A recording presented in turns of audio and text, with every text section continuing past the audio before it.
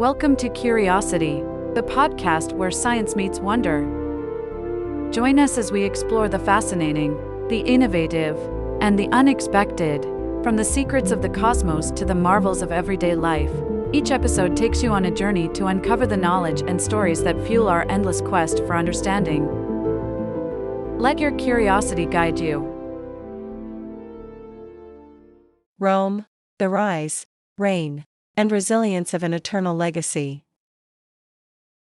The Roman Empire, one of the most powerful and influential civilizations in history, stands as a testament to human ingenuity, ambition, and resilience. Emerging from the small city-state of Rome in central Italy, this empire would grow to encompass vast territories across Europe, North Africa, and the Middle East, shaping the cultural, political, and social landscapes of the ancient world.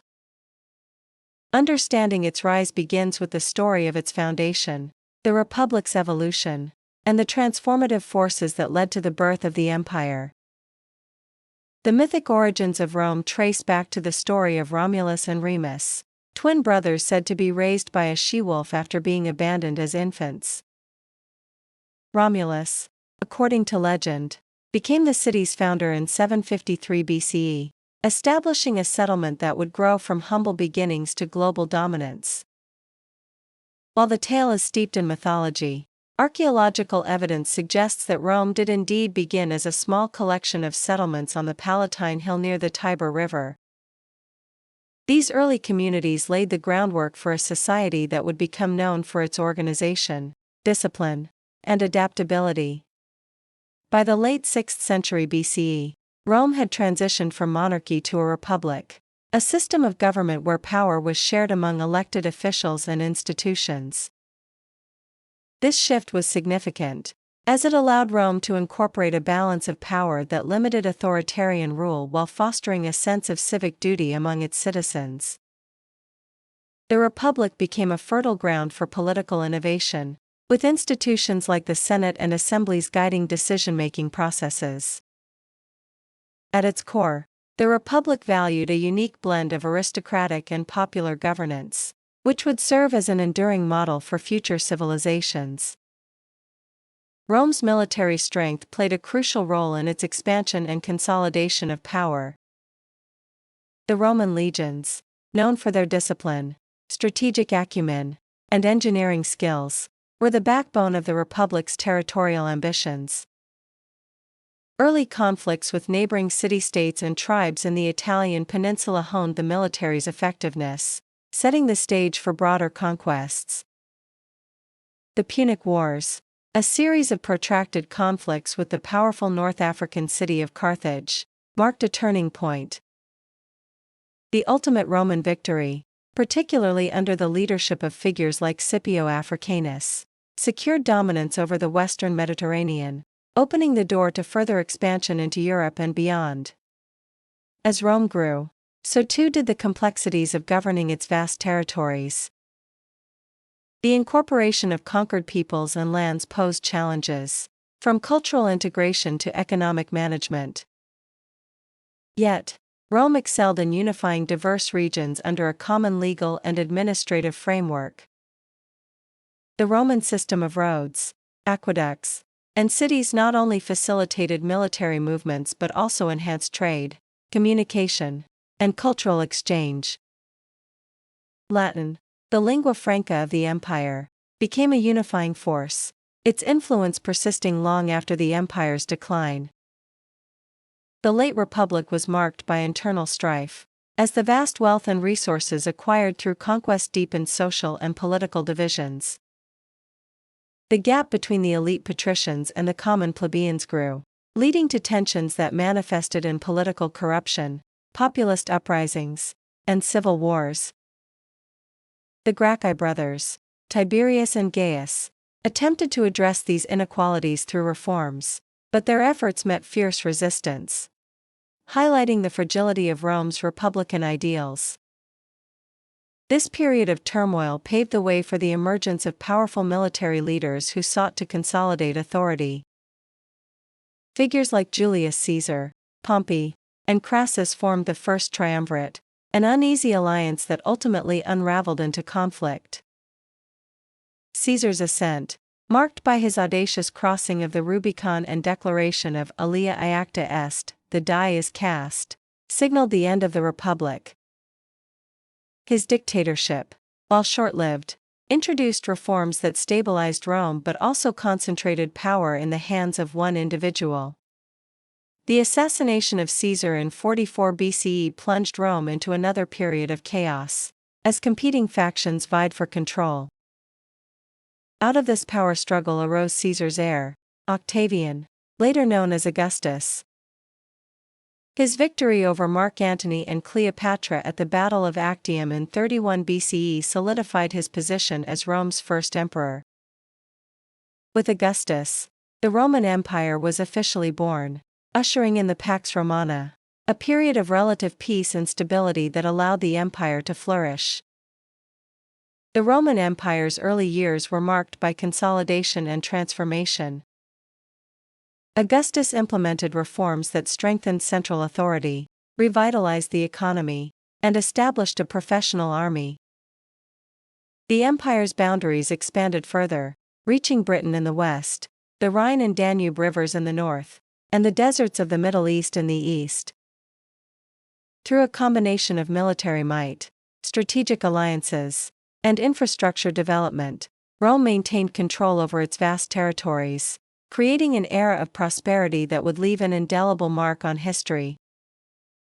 The Roman Empire in its prime was a marvel of human achievement, its boundaries stretching from the windswept shores of Britain to the sun-scorched deserts of North Africa, and from the Atlantic Ocean to the far reaches of Mesopotamia. This vast empire was held together not just by military power, but by an intricate system of governance, culture, and infrastructure that allowed for the seamless integration of diverse peoples and regions. The Pax Romana, initiated by Augustus, was an era of unprecedented peace and prosperity, but it also set the stage for the complexities and challenges that would come with ruling such an expansive domain. At the heart of the empire's success was its highly organized administrative system. Augustus redefined governance by creating a professional bureaucracy. Provincial governors, many of whom were seasoned military leaders, managed far-flung territories with remarkable efficiency. Local elites were often co-opted into the Roman system, serving as intermediaries between the central government and their communities. This practice not only reduced resistance but also fostered a sense of shared identity within the empire.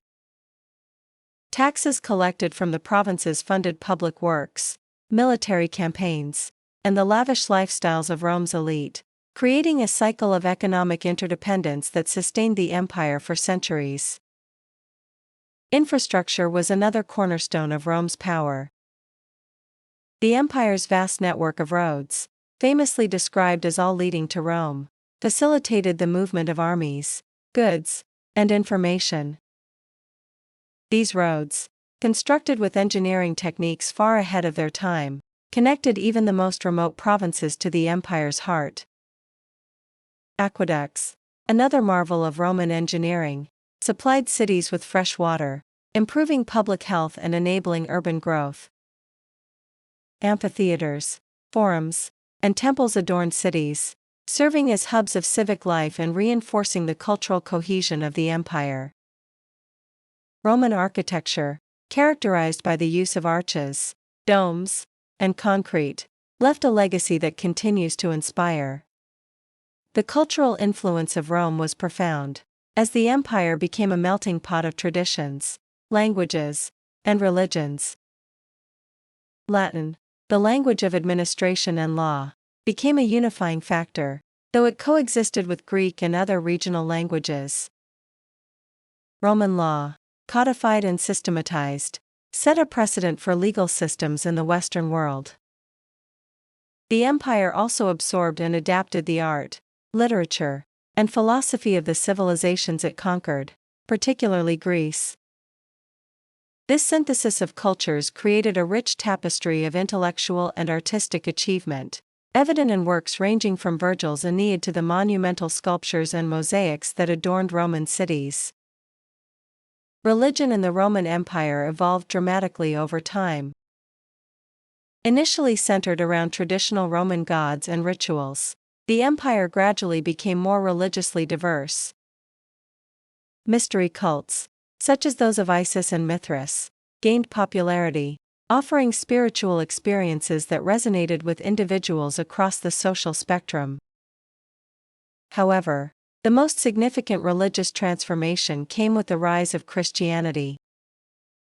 From its humble beginnings in the eastern provinces, Christianity spread rapidly, appealing to the poor and marginalized with its message of hope and salvation. Despite initial persecution, the religion found favor under Emperor Constantine, who converted to Christianity and issued the Edict of Milan in 313 CE, granting religious tolerance. By the end of the 4th century, Christianity had become the empire's official religion, reshaping its cultural and political identity. While the Roman Empire reached incredible heights, it was not without challenges. The vastness of the empire made it increasingly difficult to manage, and the cost of maintaining its borders and infrastructure placed immense strain on resources. Internal conflicts, corruption, and economic disparities weakened the social fabric. Emperors like Nero and Caligula, infamous for their excesses, highlighted the dangers of absolute power in the wrong hands. Despite these issues, the empire's resilience was remarkable, adapting to crises and enduring for centuries. The military remained a central pillar of Rome's strength during this period. The Roman legions were professional and disciplined, their reputation bolstered by victories over formidable adversaries like the Parthians and the Germanic tribes. However, maintaining such a formidable force required constant recruitment and resources, leading to reliance on auxiliary troops and, eventually, the recruitment of non-Roman soldiers. These changes reflected the shifting dynamics of the empire's population and foreshadowed the challenges to come. As the Roman Empire reached its zenith, the seeds of future instability were already being sown. Economic disparities, political corruption, and the growing complexity of governing such a vast and diverse empire would create cracks in the imperial system.